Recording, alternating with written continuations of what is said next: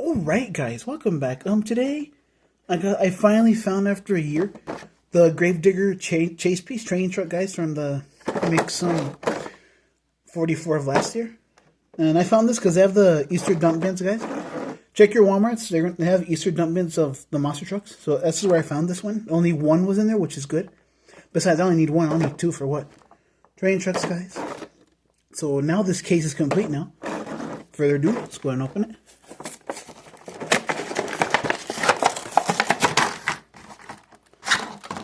Ooh, okay. Oh, look at this. The BKT tires, guys. That is so nice. Green roll cage. Metal base. It says Gravedigger with the flames and then the Reaper in the front.